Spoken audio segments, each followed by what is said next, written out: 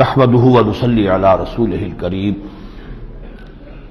اما بعد فاعوذ بالله من الشيطان الرجيم بسم الله الرحمن الرحيم فما لكم في المنافقين فئتين والله أركسهم بما كسبوا أتريدون أن تهدوا من أضل الله ومن يضلل الله فلن تجد له سبيلا صدق الله العظيم رب اشرح لي صدري ويسر لي امري واحلل عقدة من لساني يفقهوا قولي اللهم ربنا الهمنا رشدنا واعذنا من شرور انفسنا اللهم ارنا الحق حقا وارزقنا اتباعه وارنا الباطل باطلا وارزقنا اجتنابه اللهم وفقنا لما تحب وترضى آمین یا رب العالمین۔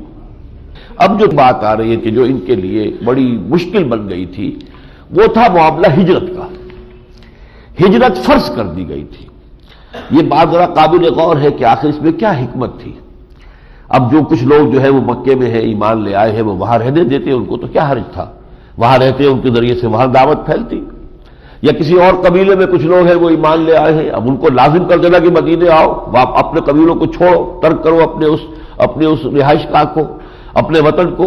تو اس کی حکمت کیا تھی، اس کو سمجھ لیجئے کہ حضور صلی اللہ علیہ وسلم کا معاملہ صرف دعوت و تبلیغ کا نہیں تھا بلکہ دین کی اقامت کا تھا، دین کو قائم کرنا، نظام برپا کرنا۔ نظام برپا کرنے کے لیے ایک انقلابی جدوجہد ضروری ہوتی ہے۔ انقلابی جدوجہد کا ایک مرحلہ آتا ہے جب کہ تصادم ناگزیر ہو جاتا ہے، طاقت کے ساتھ جو ہے آگے بڑھنا پڑتا ہے۔ تو اس صورتحال میں اگر جتنی بھی طاقت تھی مسلمانوں کی، اگر وہ منتشر رہتی، مکے والے مکے میں ہیں، فلاں قبیلے کے لوگ اس قبیلے میں ہیں، فلاں علاقے کے لوگ وہی ہیں، تو پھر وہ طاقت جو ہے ایک مرکز پر اگر نہ آئی ہوتی تو وہ قوت بہم نہیں پہنچ سکتی تھی کہ جس کے ساتھ کہ حضور صلی اللہ علیہ وسلم پھر انیشیٹو لے کر اور باطل کو للکارتے اور اس کو چیلنج کرتے، اور یہ قتال فی سبیل اللہ کا جو مرحلہ شروع ہوا تھا اس کے تقاضے پورے ہوتے۔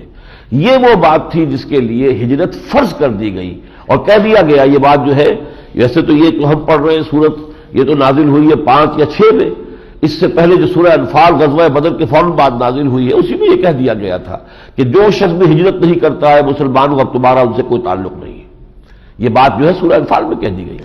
اب یہاں پر اب تک بھی جن لوگوں نے ہجرت نہیں کی ہے گویا کہ انہوں نے ثبوت دے دیا ہے کہ ان کو اپنی اللہ اور اس کے رسول سے زیادہ اپنا وطن محبوب ہے یا اپنی رشتہ داریاں محبوب ہے، یا جو بھی ان کو اپنے ان قبیلوں کے اندر جو بھی ان کا تعلق ہے وہ زیادہ محبت ہے ان کو ان سے بجائے اللہ اس کے رسول اور دین کے غلبے کی جد و جہد سے۔ تو اب جو گفتگو ہو رہی ہے وہ یہ ایک اور موضوع ہے ہجرت کا، کہ جو در حقیقت موضوع تو بظاہر ہجرت کا ہے لیکن اصل میں یہ ہوئی منافقین کے ساتھ گفتگو چل رہی ہے۔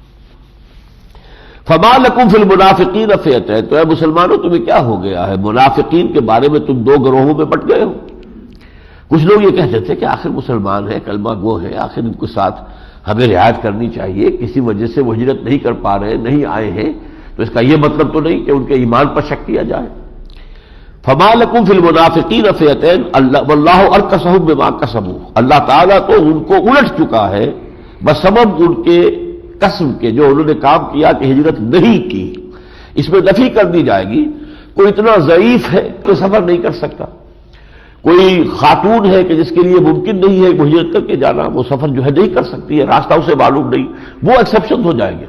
لیکن جن کے لیے ممکن ہے اور وہ ہجرت نہیں کر رہے، وہ گویا کہ اپنے اس کرتوت کی وجہ سے اب اللہ تعالیٰ نے ان کو تلپٹ کر دیا ہے، الٹ دیا ہے، یعنی اب ان کا ایمان جو ہے وہ تسلیم نہیں کیا جائے گا۔ اتریدون ان تہدوا من اضل اللہ، تو اے مسلمانوں کیا تم یہ چاہتے ہو کہ اس کو ہدایت دے دو جس سے اللہ گمراہ کر چکا ہے، جس کی گمراہی پر اللہ کی طرف سے مہر تصدیق ثبت ہو چکی ہے؟ جنہوں نے ہجرت سے انکار کیا ہے، ہجرت نہیں کر رہے ہیں، در حقیقت ان کے دلوں پر اللہ نے مہر کر دی ہے۔ اب تم چاہتے ہو کہ نرمی کا سبق دے کر اور نرمی کا مشورہ دے کر شاید اس طریقے سے وہ لوگ جو ہے ہدایت کے راستے پر آ جائیں۔ وَمَن يُضْلِلِ اللَّهُ فَلَن تَجِدَ لَهُ سَبِيلًا، اور جس کو اللہ نے گمراہ کر دیا ہو، یعنی جس کی گمراہی پر اللہ کی طرف سے مہر تصدیق ثبت ہو چکی ہو، تو تم نہیں پاؤ گے ان کے لیے کوئی راستہ۔ وَدُّوا لَوْ تَكْفُرُونَ كَمَا كَفَرُوا، وہ یہ چاہتے ہیں کہ تم بھی اسی طرح کفر کرو جیسے انہوں نے کیا ہے، فَتَكُونُونَ سَوَاءً، تاکہ تم برابر ہو جاؤ۔ فَلَا تَتَّخِذُوا مِنْهُمْ أَوْلِيَاءَ حَتَّى يُهَاجِرُوا فِي سَبِيلِ اللَّهِ، تو ان میں سے کسی کو اپنا دوست حمایتی نہ سمجھو اور نہ بناؤ جب تک کہ وہ اللہ کی راہ میں ہجرت نہ کرے۔ یہ دو ٹوک فیصلہ ہے اللہ تعالیٰ کا۔ فَإِن تَوَلَّوْا، پھر اگر وہ رخ موڑ لیں، پیٹھ موڑ لیں، ہجرت سے انکار کریں، فَخُذُوهُمْ وَاقْتُلُوهُمْ حَيْثُ وَجَدتُّمُوهُمْ وَلَا تَتَّخِذُوا مِنْهُمْ وَلِيًّا وَلَا نَصِيرًا، تو انہیں پکڑو، انہیں قتل کرو جہاں بھی انہیں پاؤ۔ یعنی کہ اب ان کا حکم وہی کفار کا حکم ہے۔ اگر وہ کفار ہی میں رہنے کو ترجیح دے رہے ہیں، اپنے کافر قبیلوں ہی کے درمیان جو ہے رہنا چاہتے ہیں اور ہجرت کر کے اب یہی مدینے نہیں آ رہے ہیں، تو اب ان کا حکم وہی ہے جو کفار کا ہے، لہذا اب اگر کہیں دنگ ہوتی ہے تو ان کے لیے کوئی امان نہیں ہے، ان کو بھی قتل کیا جائے گا جیسے کہ اس قبیلے کے کفار کو قتل کیا جائے گا۔ البتہ اس میں کوئی استثناءات ہیں۔ اگر کوئی قبیلہ ایسا ہے کہ جس سے آپ کا کوئی معاہدہ ہے اور اسی میں وہ مسلمان بھی ہے جو کہ منافق جن کو کہا جا رہا ہے، تو ظاہر بات ہے انہیں قتل نہیں کیا جا سکتا، اس لیے وہ تو معاہد قبیلے سے تعلق رکھتے ہیں۔ لیکن جس قبیلے کے ساتھ جنگ ہے وہاں اگر کوئی اس طرح کا مسلمان ہے جو مدعی ایمان ہے لیکن ہجرت نہیں کر رہا ہے، تو اس کا معاملہ اس کے جو کفار ہیں قبیلے کے لوگ انہی کے ساتھ ہوگا۔ یہ مضمون بعد میں بھی آئے گا، لیکن اس سے پہلے اب ایک اور مضمون آ گیا ہے، درمیان میں یہ چیزیں قرآن مجید میں آتی ہیں۔ ما کان للمؤمن ان یقتل مؤمنا الا خطأ، کسی مومن کے لیے یہ ممکن ہی نہیں ہے کہ وہ کسی دوسرے مومن کو قتل کرے مگر خطا، غلطی ہو گئی۔ آدمی نے تیر چلایا تھا ہرن پر، لگ گیا کسی انسان کو، قتل ہو گیا۔ یا آج کل گاڑیوں کے تحت ایکسیڈنٹ ہوتے ہیں، ان میں جو بھی ہے یہ قتل خطا کہلاتا ہے۔ سعودی عرب میں اس کا جو نام ہے وہ قتل خطا ہے، اس میں دیر دینی پڑتی ہے۔ چاہے ظاہر بات ہے کہ اس شخص کا کوئی ارادہ تو نہیں تھا، وہ تو ایکسیڈنٹ ہوا ہے، ایکسیڈنٹ میں کوئی شخص فوت ہو گیا ہے، لیکن ہوا ہے آپ کے ہاتھوں، آپ کے ذریعے سے، تو اس کا خون بہا آپ کے ذمے آ جائے گا۔ اور یہ وہ چیز ہے کہ جس کی وجہ سے واقعتاً بہت وہاں پر جو ہے حالات بہتر ہیں، کیونکہ ہر ڈرائیور کو یہ معلوم ہے کہ آئی ول بی ہیلڈ ریسپانسبل، میرے ہاتھ سے اگر ایکسیڈنٹ ہوتا ہے اور اس میں کوئی شخص مارا جاتا ہے تو اس کی دیت میرے ذمے ہوگی۔ تو یہ چیز ہمارے ہاں بھی کوشش کی گئی تھی کہ یہاں پر اس طرح کا کوئی قانون لایا جائے، لیکن پھر ڈرائیوروں نے جو ہڑتال کی اور جو ہڑبوم ہوئی اس ملک کے اندر، پھر وہ قانون نہیں چل پایا، اس کو تقریباً یہ کہ نلیفائی کر دیا گیا۔ ما کان لمؤمن ان یقتل مؤمنا الا خطأ، کسی مومن کے شایان شان ہی نہیں ہے یا اس کے لیے ممکن ہی نہیں ہے کہ وہ کسی مومن کو قتل کرے، ہاں خطا، بھول سے، چوک سے۔ ومن قتل مؤمنا خطأ فتحرير رقبة مؤمنة وَدِيَةٌ مُسَلَّمَةٌ إِلَىٰ أَهْلِهِ إِلَّا أَن يَصَّدَّقُوا، تو جس شخص نے قتل کر دیا کسی مومن کو غلطی سے، تو اب اس کے لیے ایک تو ہے اللہ تعالیٰ سے کفارہ اپنے گناہ کا، اور ایک ہے مقتول کی دیت جو اسے دینی ہوگی، دوہرا تاوان آئے گا۔ فَتَحْرِيرُ رَقَبَةٍ مُؤْمِنَةٍ، تو اسے کسی مومن غلام کا آزاد کرنا اس پر لازم ہوگا۔ ایک مومن کی جان اس کے ہاتھوں گئی ہے، تو ایک مومن کے جب غلامی کی قید میں ہے اس کو خرید کر آزاد کرانا یہ اس کے ذمہ ہے۔ اور اس کے علاوہ وَدِيَةٌ مُسَلَّمَةٌ إِلَىٰ أَهْلِهِ، جو وہاں قتل ہو گیا ہے، مارا گیا ہے آپ کے ہاتھوں غلطی سے، اس کے گھر والوں کو دیت دی جائے گی۔ وَدِيَةٌ مُسَلَّمَةٌ إِلَىٰ أَهْلِهِ إِلَّا أَن يَصَّدَّقُوا، سوائے اس کے کہ وہ گھر والے جو ہے یا اس کے خاندان کے لوگ اگر معاف کر دیں تو ٹھیک ہے، یہ ان کا حق ہے، وہ معاف کر دیں گے۔ وہ اللہ کا حق ہے، اور وہ جو ہے کہ ایک مومن کی جان چھڑانا اور ایک مومن کو آزاد کرا دینا یہ اللہ کی طرف سے ہی ادا کرنا پڑے گا۔ اس میں بھی پھر مختلف شکلیں ہیں، تفصیل سے آئی ہے، لیکن اس میں آخری بات آئی ہے وَمَن يَقْتُلْ مُؤْمِنًا مُتَعَمِّدًا۔ اس آیت کو آپ سنیں اور پڑھیں اور پھر سوچیں کہ کس قدر قتل ہمارے ہاں ہو رہے ہیں معاشرے میں، مسلمانوں کو قتل کر رہے ہیں، لیکن اللہ کی نگاہ میں کسی مسلمان کو قتل کر دینا اس کی حیثیت کیا ہے؟ وَمَن يَقْتُلْ مُؤْمِنًا مُتَعَمِّدًا، جو کوئی قتل کرے کسی مومن کو جان بوجھ کر، ارادے کے ساتھ، فَجَزَاؤُهُ جَهَنَّمُ خَالِدًا فِيهَا، تو اس کا بدلہ جہنم ہے جس میں وہ ہمیشہ رہے گا۔ یہ خاص طور پر وہ مقامات میں نوٹ کرا رہا ہوں کہ خلود فی النار اگرچہ کفار کے لیے ہے، لیکن یہاں پر اس قسم کے جرائم پر خلود فی النار، جہنم میں ہمیشہ رہنے کی جو ہے وہ اللہ تعالیٰ کی طرف سے دھمکی آئی ہے۔ وغضب اللہ علیہ ولعنہ، اور اللہ تعالیٰ کا غضب ہوگا اس پر، اللہ تعالیٰ کی لعنت ہوگی۔ وعد لہ عذابا عظیما، اور اللہ تعالیٰ نے اس کے لیے بہت بڑا عذاب تیار کیا ہوا ہے۔ اس کے بعد پھر پلٹ کر، اگرچہ وہ قتال فی سبیل اللہ کا مضمون تو پہلے آ چکا ہے، لیکن یہ جیسا کہ آیا تھا ہر دل مومنین، اہل ایمان کی تشویق اور ترغیب اور پرسویشن کا جو بھی انداز ہے نبی آپ اختیار کر سکتے ہو کہ وہ اللہ کی راہ میں جنگ کے لیے نکلے، وہ اختیار کیجئے، تاہم آپ پر ذمہ داری آپ ہی کی ہے۔ اس ضمن میں یہ آیتیں آئی ہیں لا يستوي القاعدون من المؤمنین غیر اولی الضرر والمجاہدون فی سبیل اللہ باموالہم وانفسہم، برابر نہیں ہے اہل ایمان میں سے وہ لوگ جو بیٹھ رہتے ہیں، یعنی وہ جنگ کے لیے نہیں نکلتے، غیر اولی ضرر ہے، حالانکہ انہیں کوئی تکلیف نہیں ہے، کوئی عذر نہیں ہے، کوئی شخص بیمار ہے، کسی کو کوئی اور عذر لائے تو بات اور ہے، لیکن یہ کہ صحت مند ہے، چاق و چوبند ہے، پھر بھی نہیں جا رہا، تو اب اس کا درجہ کم ہو جائے گا۔ وہ دوسرے وہ لوگ ہیں والمجاہدون فی سبیل اللہ باموالہم وانفسہم، اور دوسرے وہ لوگ کہ جو جہاد کرتے ہیں، قتال کے لیے نکلتے ہیں اللہ کی راہ میں اپنی جانوں اور مالوں سمیت۔ فضل اللہ المجاہدین باموالہم وانفسہم علی القاعدین درجہ، اللہ تعالیٰ نے ان مجاہدین کا ایک بہت اونچا درجہ معین کر دیا ہے ان کے مقابلے میں کہ جو بیٹھے ہوئے ہیں، جو اللہ کی راہ میں جنگ کے لیے نہیں نکل رہے ہیں۔ وَكُلًّا وَعَدَ اللَّهُ الْحُسْنَىٰ، ویسے اللہ کا وعدہ سب کے ساتھ اچھا ہے۔ یہ اصل میں وہ وقت ہے جیسا کہ میں نے عرض کیا تھا کہ ابھی نفیر عام نہیں ہے، ابھی پرسویشن کا معاملہ ہے، لیکن حضور کی حیات طیبہ کے آخری دور میں آ کر نفیر عام بھی ہو گئی تھی غزوہ تبوک کے موقع پر کہ ہر مسلمان کو نکلنا ہے، الا یہ کہ وہ رخصت لے، آ کے اپنا عذر بتائے کیا مجبوری ہے، یہ بتا کر جو ہے رخصت لے لے۔ تو اس ورنہ جو لوگ نہیں گئے تھے، جب حضور واپس تشریف لائے ہیں تبوک سے، تو آپ نے ایک ایک کو بلا کر ایکسپلینیشن کال کی ہے، بعضوں کو سزا بھی دی ہے۔ فضل اللہ المجاہدین باموالہم وانفسہم علی القاعدین درجہ وکلا وعد اللہ الحسنى وفضل اللہ المجاہدین علی القاعدین اجرا عظیما، اور اللہ تعالیٰ نے بہت تفضیل اور بہت فوقیت دی ہے مجاہدین کو، جو اللہ تعالیٰ کی طرف سے اجر عظیم ملنے والا ہے اس کے اعتبار سے قاعدین بیٹھ رہنے والوں کے مقابلے میں، درجات منہ ومغفرۃ ورحمہ، اور یہ اللہ تعالیٰ کی طرف سے درجات ہوگے اور مغفرت ہوگی اور رحمت ہوگی۔ اب ہجرت کا مضمون پھر آ رہا ہے، جو لوگ ہجرت جنہوں نے نہیں کی، مدعی ہے ایمان کے، فرمایا ان الذین توفاہم الملائکۃ ظالمی انفسہم، وہ لوگ کہ جن کو فرشتے آ کر ان کی جانیں قبض کرتے ہیں جب موت آتی ہے، اس حال میں کہ وہ اپنے اوپر ظلم کر رہے تھے، یعنی انہوں نے اللہ کے رسول کے حکم کے بموجب اور اللہ کے حکم کے بموجب ہجرت نہیں کی، تو گویا کہ اپنی جانوں پر ظلم کر رہے تھے۔ قالوا فیما کنتم، فرشتے اس وقت جان قبض کرنے سے پہلے کہیں گے یہ آپ کس حال میں تھے، دعویٰ کر رہے تھے ایمان کا، اور حال ہے کہ آپ کفر کے ماحول میں دارالکفر کے اندر مقیم ہیں، ہجرت کا حکم ہے، ہجرت فرض ہے اور ہجرت نہیں کر رہے۔ قالوا كنا مستضعفین فی الارض، تو وہ کہتے ہیں کہ ہم تو زمین میں دبا لیے گئے تھے، کمزور تھے، ہماری اندر سکت نہیں تھی۔ قالوا الم تکن ارض اللہ واسعۃ، تو فرشتے کہیں گے کہ کیا اللہ کی زمین کشادہ نہیں تھی، فتہاجروا فیہا، کہ تم اس میں ہجرت کرتے۔ فاولئک مأواہم جہنم، تو یہ وہ لوگ ہیں کہ جن کا ٹھکانہ جہنم ہے، وساءت مصیرا، اور وہ بہت ہی بری جگہ ہے جانے کی، لوٹنے کی۔ الا المستضعفین من الرجال والنساء والولدان، ہاں وہ کہ جو ضعیف ہوں، بوڑھے ہوں، مردوں میں سے، عورتوں میں سے اور بچے، لا یستطیعون حیلۃ، نہ تو ان کے پاس کوئی تدبیر موجود ہے، کوئی وسائل موجود ہے کہ وہ سفر کر سکے، ہجرت کر سکے، ولا یہتدون سبیلا، نہ انہیں راستہ معلوم ہے، جائیں تو کہاں جائیں۔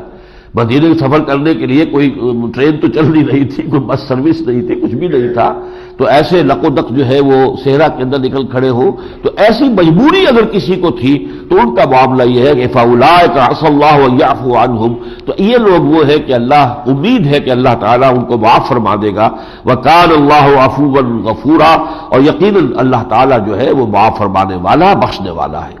وَمَن يُهَاجِرْ فِي سَبِيلِ اللَّهِ يَجِدْ فِي الْأَرْضِ مُرَاغَمًا كَثِيرًا وَسَعًا، اور جو کوئی اللہ کی راہ میں ہجرت کرے گا تو پائے گا کہ اللہ کی زمین میں اس کے لیے بڑی وسعت ہے، اس کے لیے بہت جگہ ہے، کشائش ہے۔ وَمَن يَخْرُجْ مِن بَيْتِهِ مُهَاجِرًا، اور جو شخص اپنے گھر سے نکل کھڑا ہوا مہاجرًا إِلَى اللَّهِ وَرَسُولِهِ، اللہ اور اس کے رسول کی طرف ہجرت کرنے کی نیت سے، ثُمَّ يُدْرِكُ الْمَوْتُ، اور پھر اس کو موت آ لے، اس سے پہلے کہ وہ مدینہ منورہ پہنچے، دارالہجرت پہنچے، اگر موت راستے میں آ گئی، فقد وقع اجرہ علی اللہ، تو اس کا اجر اللہ کے ذمے قائم ہو گیا، اس لیے کہ اس نے تو اپنی طرف سے سفر ہجرت کا آغاز کر دیا تھا، وطن کو چھوڑ کر نکل کھڑا ہوا تھا، راستے میں موت آ گئی ہے تو وہ جو ہجرت کا اجر و ثواب ہے اس میں کوئی کمی نہیں ہوگی۔ وَمَن يَخْرُجْ مِن بَيْتِهِ مُهَاجِرًا إِلَى اللَّهِ وَرَسُولِهِ ثُمَّ يُدْرِكْهُ الْمَوْتُ فَقَدْ وَقَعَ أَجْرُهُ عَلَى اللَّهِ وَكَانَ اللَّهُ غَفُورًا رَحِيمًا۔ اس کے بعد ایک تفصیل کے ساتھ نماز خوف کی تلقین کی گئی ہے اگلے رکوع کے اندر، میں اس کی تفصیل میں نہیں جا رہا، اس لیے کہ جہاں یہ اندیشہ ہو کہ اگر مسلمان سب کے سب باجماعت کھڑے ہو جائیں نماز پڑھنے کے لیے تو دشمن ایک دم ٹوٹ پڑے، تو اس کی پھر تفصیل بتائی گئی۔ اور چونکہ کوئی شخص بھی یہ پسند نہیں کر سکتا تھا کہ وہ حضور کے ساتھ نماز نہ پڑھے، کون شخص اس کو پسند کرے گا؟ اب اگر فرض کیجئے دو حصوں میں کیا اور ایک کی امامت تو حضور نے کرائی اور دوسرے کی امامت تو کوئی اور کرائے گا، تو اس میں تو کوئی بھی مسلمان جو ہے اس فضیلت کو ترک کرنے کے لیے تیار نہیں، لہذا اس کی ایک تفصیلی شکل بتائی گئی ہے کہ حضور جو ہے وہ ان کی امامت کرے، ایک رکعت پڑھنے کے بعد حضور تو بیٹھے رہے، باقی لوگ جو ہے ایک رکعت اور پڑھ کے سلام پھیر کر چلے جائیں۔ اب جو بقیہ گروپ تھا وہ آ جائے اور اب وہ حضور جب ایک رکعت اپنی بقایا پڑھ رہے تو حضور کی امامت میں وہ ایک رکعت پڑھیں گے، حضور ایک رکعت پڑھ کر سلام پھیر دیں گے کہ آپ کی 2 رکعتیں ہو گئی، اور اس کے بعد وہ لوگ اپنی رکعت پوری کر لیں گے۔ یہ پوری تفصیل ہے، اس سے ایک تو اندازہ ہوتا ہے کہ نماز کی اہمیت ان حالات میں بھی کہ شدید خطرہ موجود ہو، اس میں بھی یہ کہ نماز کا معاملہ آگے آئے لڑائی میں اگر وقت نماز قبل رو ہو کہ زمین بوس ہوئی قوم حجاز، تو یہ اس کی اہمیت ہے اور تفصیل اس کی بتائی گئی ہے۔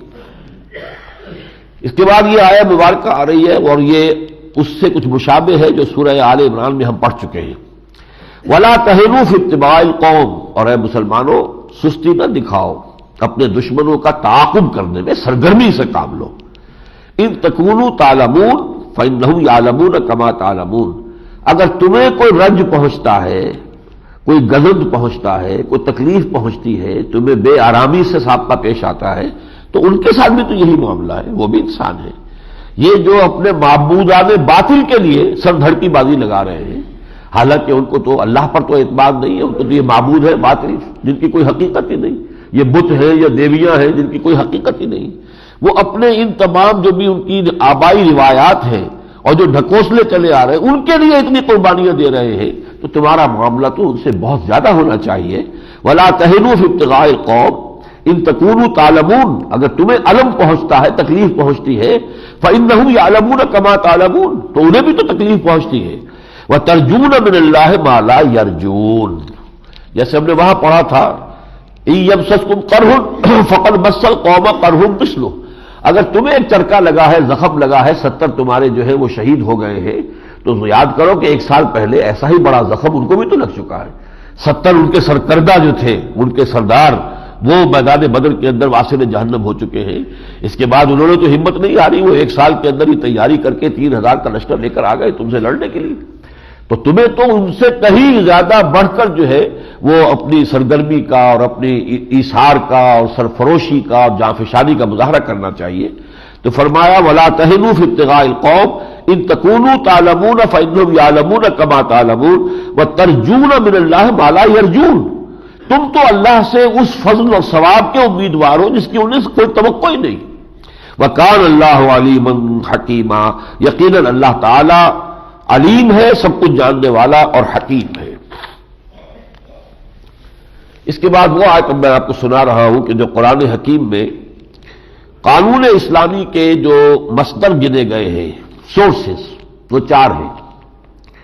قرآن نمبر 1، سنت رسول صلی اللہ علیہ وسلم نمبر 2، پھر اجماع، وہ چیزیں جن پر کہ مسلمان جمع ہو گئے، امت مسلمہ نے اتفاق کر لیا، اور پھر قیاس اور اجتہاد ہے۔ یہ اجماع جو ہے خاص طور پر دور صحابہ کا اجماع، دور خلافت راشدہ کا اجماع، جبکہ ابھی نہ فرقے تھے نہ کوئی علیحدہ سیاسی نظام تھے۔ خلافت راشدہ میں ایک حکومت، ایک نظام، ایک خلیفہ، وہی ان کا امام ہے، مذہبی قیادت علیحدہ نہیں ہے، سیاسی قیادت علیحدہ نہیں ہے، وہی مذہبی اعتبار سے بھی قائد ہیں ابو بکر اور عمر اور عثمان اور علی، اور وہی سیاسی اعتبار سے بھی وہ آپ کے حکمران ہیں۔ جو اس زمانے میں جن چیزوں پر مسلمانوں کا جو ہے کنسنسس ہو گیا، اجماع ہو گیا، تو یہ گویا کہ قرآن اور سنت رسول کے بعد تیسری شے ہے کہ جو لیجسلیشن جو ہوگی کسی بھی اسلامی ریاست میں، اس میں یہ 3rd سورس کی حیثیت سے برقرار رہے گی۔ اس پر امام شافعی رحمۃ اللہ علیہ کو حالانکہ اصول فقہ پر سب سے پہلی کتاب انہوں نے لکھی ہے، کتاب الام، لیکن وہ یہ بیان کرتے ہیں کہ مجھے ذہن میں اشکال تھا کہ یہ اجماع کے لیے کوئی دلیل قرآن مجید سے دلیل ملنی چاہیے کہ جس شے پر مسلمانوں کا اجماع ہو جائے اس کی بھی کوئی حقیقت ہے، اس کی بھی کوئی حیثیت بن جاتی ہے قانونی اعتبار سے۔ کہتے ہیں 300 مرتبہ میں نے قرآن شروع سے آخر تک پڑھا، صرف اس مسئلے کو ذہن میں رکھ کر کہ قرآن مجید میں کوئی آیت کسی جگہ مجھے اس ضمن میں روشنی مل جائے، اور پھر 301ویں مرتبہ جو ہے یہ آیت مبارکہ سامنے آئی۔ وَمَن يُشَاقِقِ الرَّسُولَ مِن بَعْدِ مَا تَبَيَّنَ لَهُ الْهُدَى، جو شخص بھی نبی کے ساتھ زندہ کی روش اختیار کرتا ہے اس کے بعد کہ اس کے لیے ہدایت واضح ہو گئی، وَيَتَّبِعْ غَيْرَ سَبِيلِ الْمُؤْمِنِينَ، اور اہل ایمان کے راستے کے سوا کوئی اور راستہ اختیار کرتا ہے۔ اب یہاں گویا کہ اہل ایمان کا راستہ یہ خود ایک مستند شے ہو گئی، وَيَتَّبِعْ غَيْرَ سَبِيلِ الْمُؤْمِنِينَ نُوَلِّهِ مَا تَوَلَّى وَنُصْلِهِ جَهَنَّمَ، تو ہم اس کو حوالے کرتے ہیں اسی کے کہ جس کا اس نے رخ کیا ہے، یعنی اس کا تعلق پھر ہم سے نہیں رہا، وَنُصْلِهِ جَهَنَّمَ، اور ہم اسے پہنچا کر رہیں گے جہنم میں، وَسَاءَتْ مَصِيرًا، اور یہ بہت ہی بری جگہ ہے لوٹ کر جانے کی۔ تو یہ جو ہے سبیل المومنین، اہل ایمان نے جو فیصلہ کر لیا، اور خاص طور پر اس وقت جبکہ کوئی فرقہ بندی نہیں تھی، کوئی اختلاف نہیں تھے، کوئی سیاسی دھڑے بندیاں نہیں تھی، امت کی وحدت تھی، تو یہ گویا کہ تھرڈ سورس ہے جو اسلامی اب لیجسلیشن، اگر اسلامی ریاست اللہ کرے کہ پاکستان میں وہ قانون شریعت کا نفاذ ہو، تو اس میں کیا کتاب و سنت، اور سنت کے ساتھ سنتی و سنت الخلفاء الراشدین المہدیین، تو خلافت راشدہ کے دوران کے جو اجماع ہے، جو کنسنسس ہے، وہ بھی در حقیقت ایک مستقل ہمارے لیے سورس کی حیثیت سے رہے گی۔ اس کے بعد پھر وہی آیت آئی ہے جو اس سے پہلے آ چکی ہے، سورہ نساء میں یہ آیت 2 مرتبہ آئی ہے، ان اللہ لا یغفر ان یشرک بہ ویغفر ما دون ذلک لمن یشاء، اللہ تعالیٰ اسے ہرگز نہیں بخشے گا کہ اس کے ساتھ شرک کیا جائے، اور ہاں اس سے کمتر جو بھی گناہ ہے ان کو بخش دے گا جس کے لیے چاہے گا۔ یہ بھی اس کی ڈسکریشن ہے، وہ یہ نہیں ہے کہ سب کے لیے اوپن لائسنس ہے، لیکن امید پھر بھی ہے کہ اللہ تعالیٰ معاف فرما دے۔ ایک تو یہ کہ بندہ توبہ کر لے، تو توبہ سے تو ظاہر بات ہے شرک سے بھی توبہ کر لے گا تو اللہ تعالیٰ سابقہ جو بھی اس کی کوتاہی ہے اسے درگزر فرمائے گا، لیکن بغیر توبہ کے بھی اللہ تعالیٰ دوسرے گناہوں کی امید دلا رہا ہے کہ ہم جس کے لیے چاہیں گے بخش دیں گے، لیکن شرک نہیں بخشا جائے گا۔ تو اس اعتبار سے میں نے اس وقت بھی عرض کیا تھا کہ بہت اہمیت ہے اس بات کی کہ ہم سمجھیں شرک کی شکلیں بہت ہیں، صرف یہ بت پرستی ہی شرک نہیں ہے، نفس پرستی بھی شرک ہے۔ ارأیت من اتخذ الہہ ہواہ، کیا آپ نے دیکھا ہے نبی اس شخص کو جس نے اپنی خواہش نفس کو اپنا خدا بنا لیا ہے؟ آپ خواہش نفس کی اطاعت کر رہے ہیں، اللہ کے حکم کو پیچھے ڈال رہے ہیں، نفس کی خواہش کو پوری کر رہے ہیں، تو آپ کا خدا تو نفس ہوا۔ اسی طریقے سے تئس عبد الدینار و عبد الدرہم، حضور فرماتے ہیں ہلاک ہو جائے درہم و دینار کا بندہ، کیا مانی؟ درہم و دینار آپ حلال ذریعے سے کمائیں، حلال جگہ خرچ کریں، کوئی حرج نہیں، حرام ذریعے سے کما رہے ہیں تو دینار آپ کا معبود ہے پھر، اس لیے کہ آپ نے اللہ کے حکم کو اس دینار کی محبت کی وجہ سے توڑ ڈالا، اللہ کے حکم سے سرتابی کیے، تو یہ معبود ہے آپ کا۔ چاہے آپ لکشمی دیوی کی پوجا نہیں کرتے، آپ دولت کی تو پوجا کر رہے ہیں۔ تئس عبد الدینار و عبد الدرہم، ہلاک اور برباد ہو جائے درہم و دینار کا بندہ، تو یہ پورا تصور جو ہے سامنے ہونا چاہیے۔ اور آج کے دور میں جو کچھ کانسیپٹس ہیں، وطن بہت بڑا معبود بن گیا ہے، یہ کھڑے ہو کر ترانہ جو آپ کرتے ہیں یہ وطن کی نماز ہے جو آپ ادا کر رہے ہیں، یہ قنوت جو ہے اللہ کے سوا کسی اور کے لیے قنوت نہیں ہے، جھنڈے کے لیے سلامی دی جا رہی ہے، ترانہ پڑھا جا رہا ہے، یہ نماز ہے وطن کی۔ اور اس کو کہا علامہ اقبال نے اس دور میں ان چیزوں کی پہچان اللہ نے جس نے ان کو دی تھی وہ عام علماء کو وہ پہچان نہیں دی تھی۔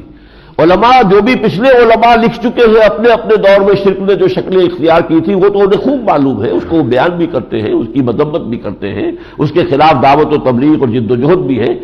اس دور میں جو نئے جو ہے، اس دور میں بے اور ہے، جام اور ہے، جم اور، ساقی نے بدا کی روش لطف و ستم اور تہذیب کے آزر نے ترشوائے صنم اور، مسلم نے بھی تعمیر کیا اپنا حرم اور، ان تازہ خداؤں میں بڑا سب سے وطن ہے، جو پیرہن اس کا ہے وہ مذہب کا کفن ہے۔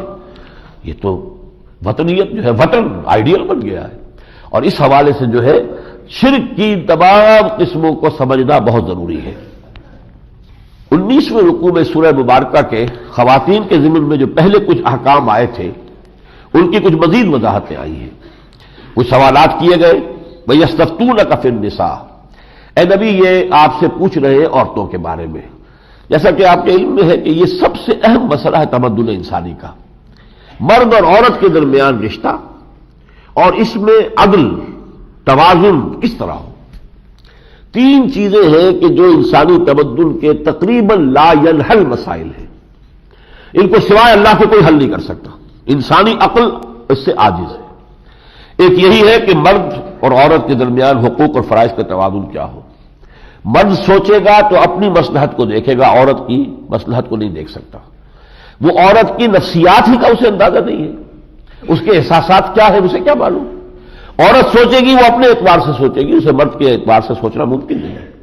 ہاں جو دونوں کا خالق ہے وہ دونوں کو جانتا ہے کہ میں نے اس میں کیا رکھا ہے، اس میں کیا رکھا ہے، اس کے حوالے سے وہ جو نظام دیا ہے اس نے تو وہ، اور یہ ہے سب سے بنیادی مسئلہ۔ جب سے انسان ہے تب سے یہ عورت مرد کا مسئلہ تو چلا آ رہا۔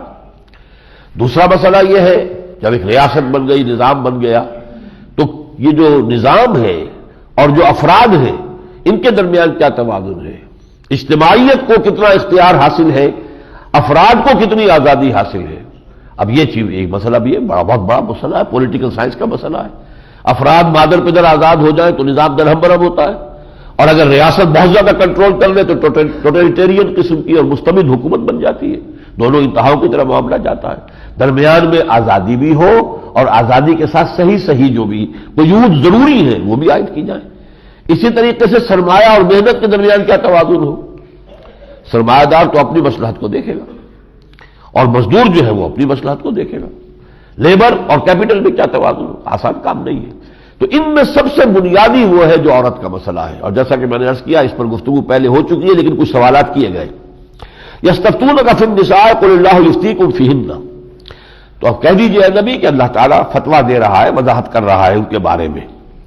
ما یتلی علیکم فی الکتاب فی یتامی النساء اللاتی لا تؤتونہن ما کتب لہن وترغبون ان تنکحوہن، یہ جو تم یتیم بچیوں سے شادیاں کر لیتے ہو اور پھر ان کو ان کے حقوق ادا نہیں کرتے، تو ایک تو ہم نے اس کو روک دیا ہے کہ اس سے شادی نہ کرو، اور تمہیں اگر ضرورت ہے شادی کرنے کی تو جو بھی جائز جو ہے تمہارے لیے کھلا ہوا ہے، دو دو تین تین چار چار شادیاں کر سکتے ہو، لیکن یہ کہ اس معاملے کے اندر احتیاط ہے۔ پھر اسی طریقے سے ان تقوموا للیتامی بالقسط، یتیموں کے نظام کو بڑی درستی کے ساتھ، عدل کے ساتھ، انصاف کے ساتھ برپا کرو۔ تیسرے یہ کہ اگر کسی عورت کو اندیشہ ہے وَإِنْ امْرَأَةٌ خَافَتْ مِنْ بَعْلِهَا نُشُوزًا أَوْ إِعْرَاضًا، اپنے شوہر کی طرف سے اسے اب یہ کیفیت ہے، شکایت ہے کہ شوہر کی کوئی توجہ اس کی طرف نہیں ہے، وہ اس کے ضرورتیں پوری نہیں کر رہا ہے، اعراض کیے ہوئے ہے، لیکن ہے اس کے قید نکاح میں، بدی ہوئی تو ہے لیکن وہ جو ہے اپنے فرائض ادا نہیں کر رہا ہے، اپنی ذمہ داری ادا نہیں کر رہا ہے، فلا جناح علیہما یصلحا بینہما صلحا والصلح خیر وعہدۃ الانفس الشح وان تحسنوا وتتقوا فان اللہ کان بما تعملون خبیرا۔ تو پھر یہ کہ اگر کوئی صلح کر لے، یا مراد ہے خلع، عورت جو ہے وہ اپنے مہر کا کچھ حصہ واپس کر کے، یا مہر اگر ابھی نہیں لیا تھا دینا تھا تو اس میں سے کچھ حصہ معاف کر کے وہ شوہر سے علیحدگی اختیار کر سکتی ہے، تاکہ اس کی یہ جو گو بگو کی کیفیت ہے وہ ختم ہو جائے۔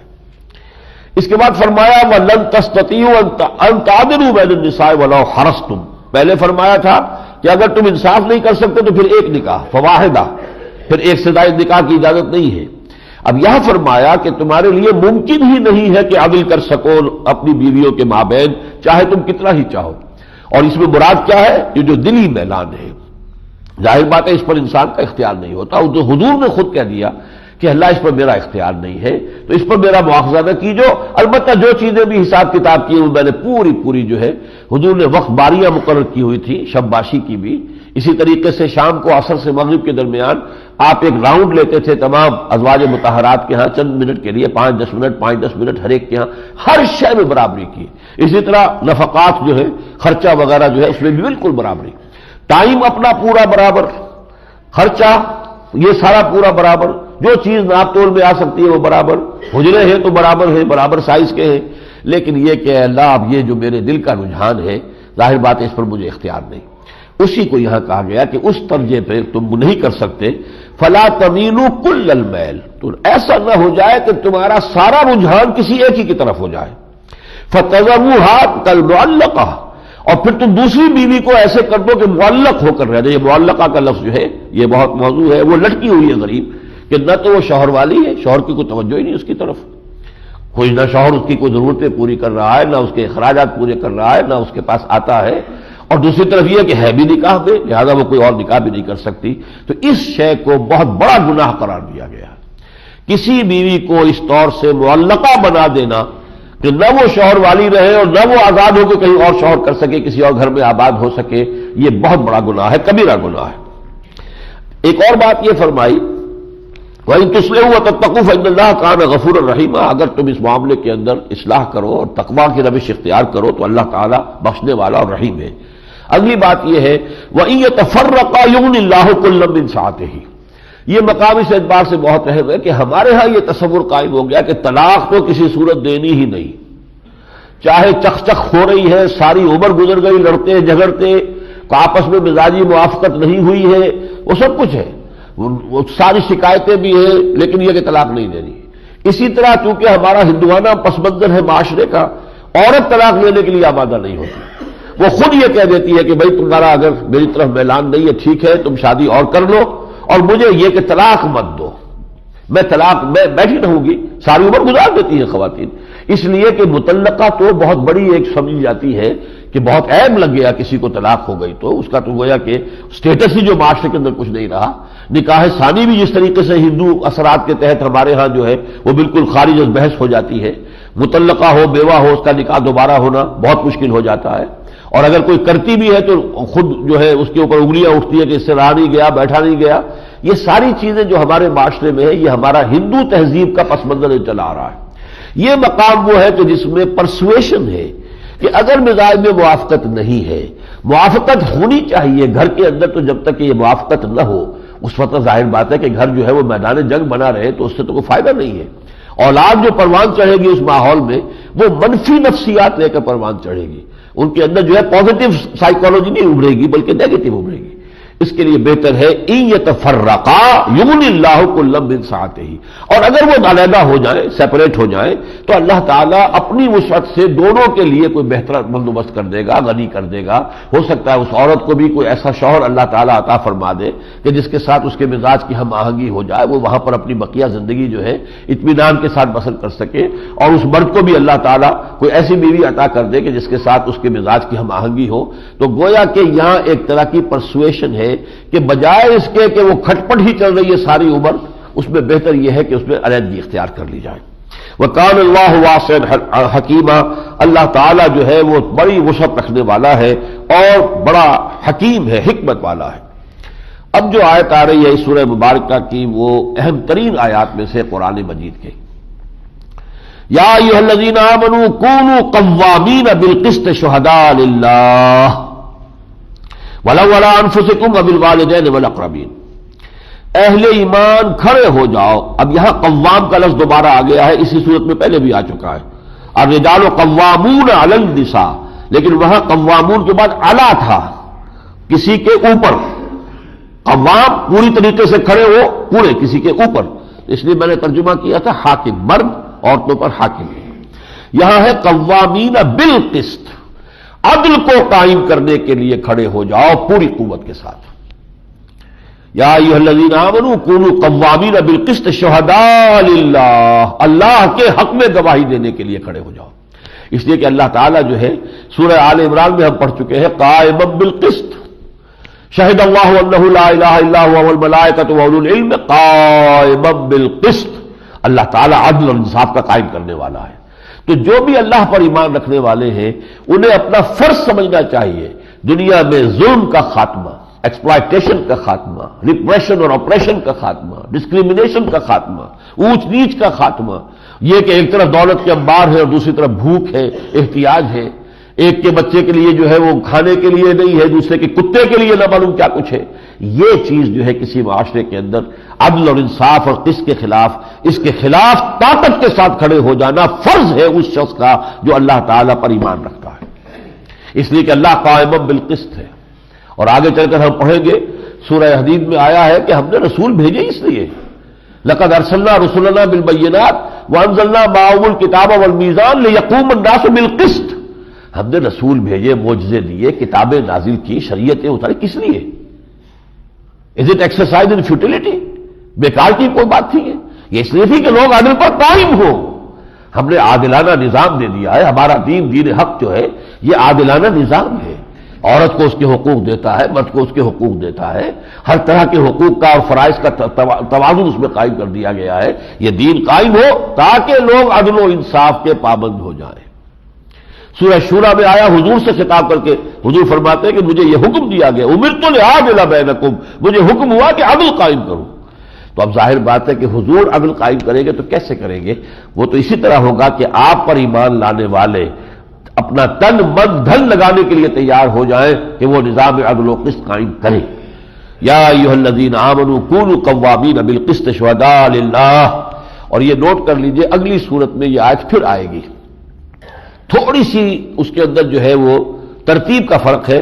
وہاں آئے گا یا ایھا الذین آمنوا کونوا قوامین للہ شہداء بالقسط. کھڑے ہو جاؤ پوری طاقت کے لیے, پوری طاقت کے ساتھ اللہ کے لیے, اور انصاف کی گواہی دینے والے بن کر. یہاں ہے کونوا قوامین بالقسط, تم کھڑے ہو جاؤ پوری قوت کے ساتھ عدل کو قائم کرنے کے لیے. شہداء للہ, اللہ کے حق میں گواہی دینے کے لیے, یعنی اللہ نے جو دین دیا ہے اس کو قائم اور نافذ کرنے کے لیے. وَلَوْ عَلَىٰ أَنفُسِكُمْ وَبِالْوَالِدَيْنِ وَالْأَقْرَبِينَ. خواہ یہ جو عدل کا معاملہ ہے وہ تمہارے اپنے خلاف جا رہا ہو یا تمہارے والدین کے خلاف جا رہا ہو یا رشتہ داروں کے خلاف جا رہا ہو. کوئی معاملہ ہے, آپ سوچتے ہیں کسی نے آپ کے سامنے رکھا ہے اور آپ سمجھتے ہیں کہ یہ بات اگر میں کہتا ہوں بات تو حق یہ ہے, لیکن اس سے تو میرے والدین کو نقصان ہو جائے گا, یا اس سے مجھے نقصان پہنچ جائے گا, یا اس سے میرے کسی رشتہ دار کو نقصان پہنچ جائے گا. اگر اس کی وجہ سے آپ نے عدل کا دامن چھوڑ دیا تو گویا کہ اللہ کے ساتھ آپ کا پھر کوئی رشتہ نہیں, کوئی تعلق نہیں. عدل کا دامن. کونوا قوامین بالقسط شہداء للہ ولا علی انفسکم. اب علی کا لفظ آیا, یہ علی خلاف کے لیے ہوتا ہے, چاہے وہ خلاف ہو تمہارے اپنے, ابل والدین یا تمہارے والدین کے, والاقربین یا رشتہ داروں کے. ان یکن غنیا او فقیرا فاللہ اولی بہما. یہ خیال ہو سکتا ہے میرا یہ رشتہ دار ہے, یہ غریب ہے تو میں اس کے حق میں فیصلہ دے دوں, یہ غریب ہے.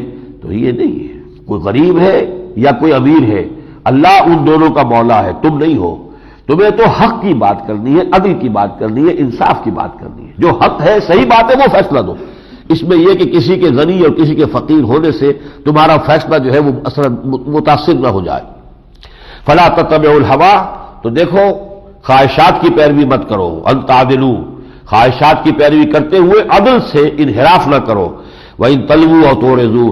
پھر اگر تم اپنی زبانوں کو موڑو گے اور موڑ کے بات کرو گے, جسے آپ کہتے ہیں کہ وہ آپ اپنے جو الفاظ ہیں آپ ان کو پوری طریقے سے صحیح ادا نہیں کرنا چاہتے, تو اس طرح نہیں ہے, بلکہ بات صاف اور سیدھی. قولوا قولا سدیدا, بات سیدھی کرو, صاف کرو, واضح کرو.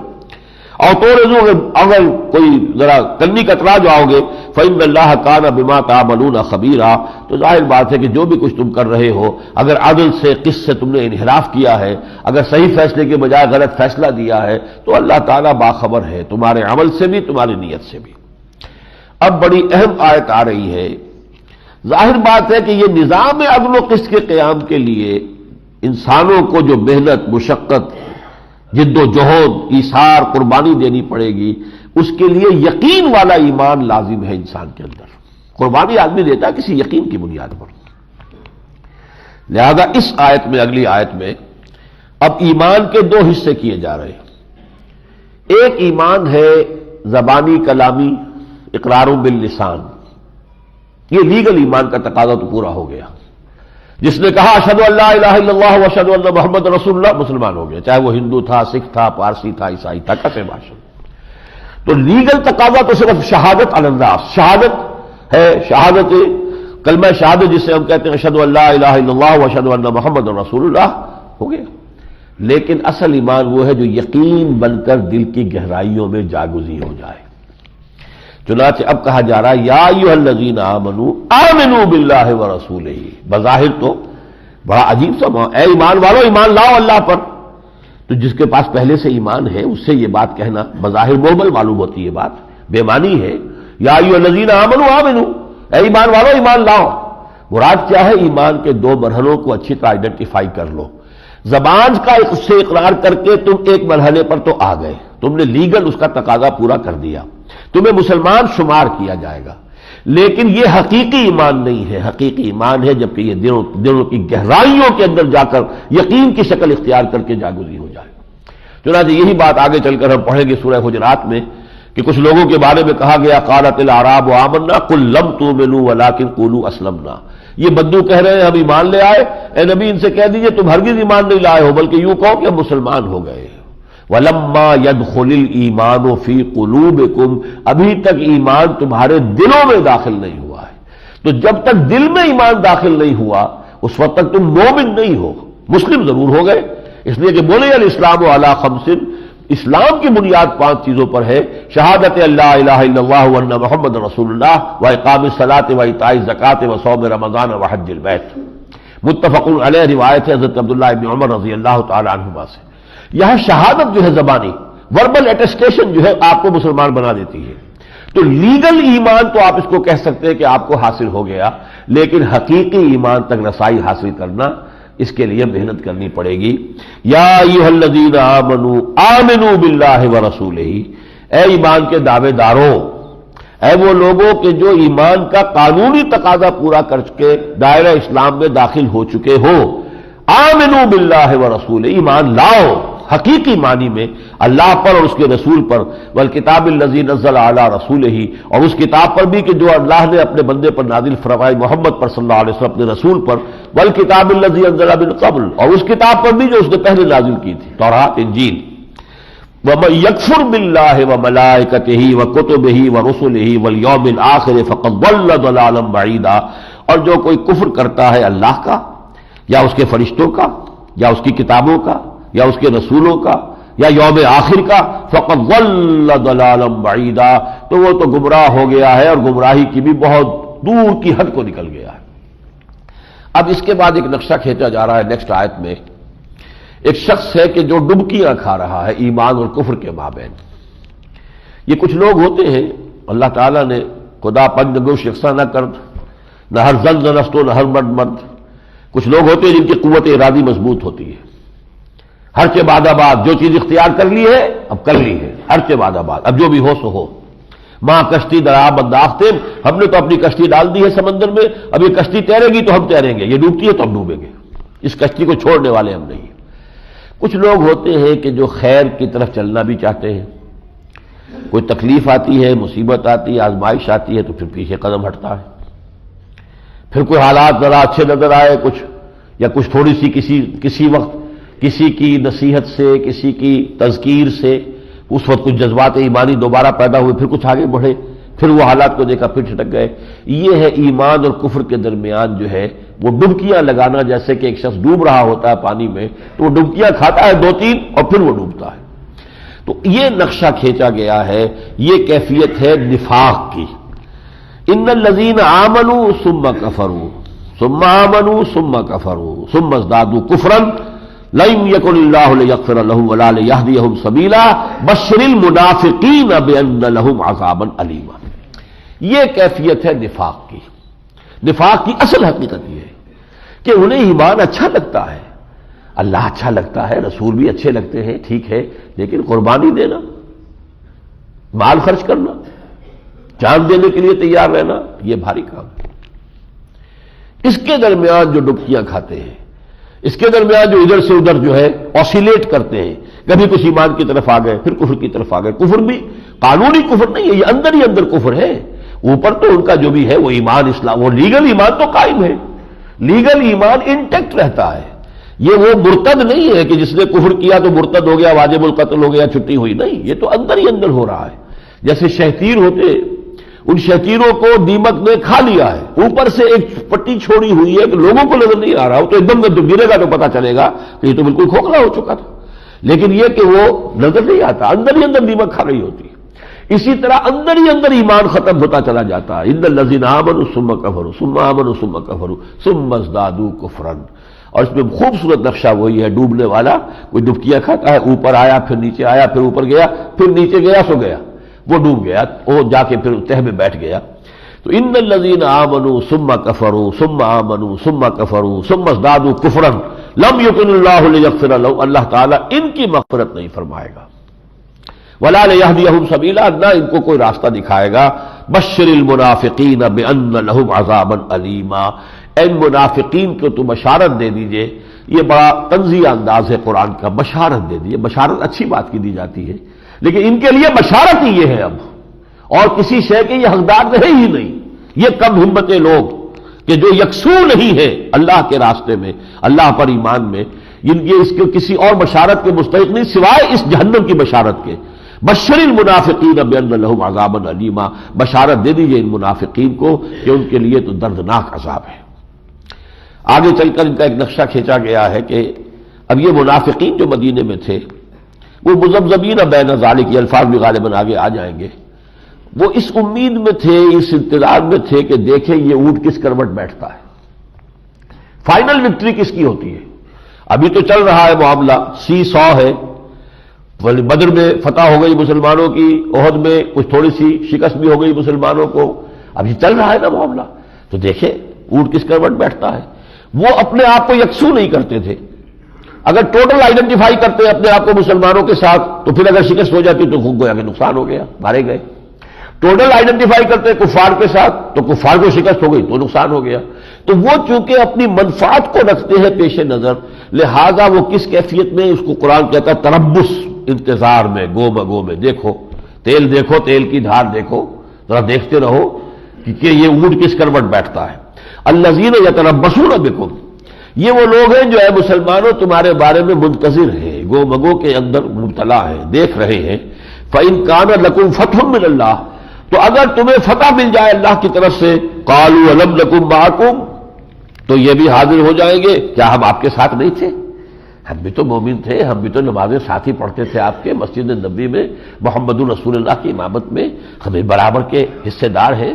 وہ مال غنیمت ہے تو اس میں سے حصہ ملنا چاہیے، یا اور کوئی برکات ہے فتح کی تو اس میں سے ہمیں حصہ ملنا چاہیے. وَإِن كَانَ لِلْكَافِرِينَ نَصِيبٌ، اور اگر کافروں کو کوئی حصہ مل گیا، کوئی فتح حاصل ہو گئی یا ان کو کوئی چیز ہاتھ آ گئی، قَالُوا أَلَمْ نَسْتَحْوِذْ عَلَيْكُمْ وَنَمْنَعْكُمْ مِنَ الْمُؤْمِنِينَ، تو وہ جا کے ان سے کہیں گے دیکھیے کس طریقے سے ہم ڈھال بنے رہے، ہم نے مسلمانوں کو آپ پر حملہ آور نہیں ہونے دیا، ہم روکے رہے ان کو، اور ہم نے جو ہے مسلمانوں کو نمنعکم، آپ لوگوں کو بچائے رکھا.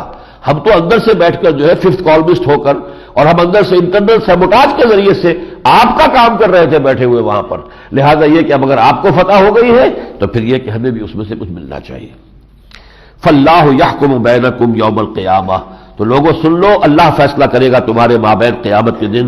وَلَن يَجْعَلَ اللَّهُ لِلْكَافِرِينَ عَلَى الْمُؤْمِنِينَ سَبِيلًا، اور اللہ تعالیٰ ایسے کافروں کو، یہ حقیقتاً تو کافر ہے، چاہے یہ منافق جو ہے کافر سے بدتر ہے، چاہے لیگل وہ مسلم ہے، لیگل اینٹیٹی ہے ہی نہیں منافق. میں نے شروع میں آج آپ کو بتایا تھا، اسی وجہ سے منافقین سے کہیں گفتگو قرآن میں یا ایھا الذین نافقوا یا ایھا المنافقون پورے قرآن میں کہیں نہیں آیا. جہاں بھی ہے یا ایھا الذین آمنوا، لیکن یہ ہے کہ وہ ہے تو کافر، بظاہر وہ مسلمان ہے. ذالک بانہم آمنوا ثم کفروا فطبع علی قلوبہم فہم لا یفقہون، یہ سورہ منافقون آئے گی 28ویں پارے میں. تو ان کے یہ فرمایا کہ ان کے لیے اللہ تعالیٰ جو ہے کوئی راستہ نہیں کھولے گا. ان المنافقین یخادعون اللہ وہو خادعون، یہ منافق اللہ کو دھوکہ دینے کی کوشش کر رہے ہیں اور اللہ ان کو دھوکہ دے رہا ہے. وَإِذَا قَامُوا إِلَى الصَّلَاةِ قَامُوا كُسَالَىٰ، جب نماز کے لیے بھی کھڑے ہوتے ہیں تو بڑے کسل مند، مارے باندھے کو، جیسے کہ ظاہر بات ہے اپنے آپ کو مسلمان شمار کرانے کے لیے اس معاشرے میں نماز پڑھنی ضروری تھی. وہ آج کا معاشرہ تو نہیں ہے چاہے آپ سارے سال ایک نماز بھی نہ پڑھے، مسلمان تو پورے ہیں آپ کی اس مسلمانیت میں تو کوئی کمی نہیں ہوتی. تو وہاں تو یہ تھا کہ جو شخص مسجد میں نہیں آ رہا، نماز نہیں پڑھ رہا، وہ اس مسلمان ہی نہیں ہے.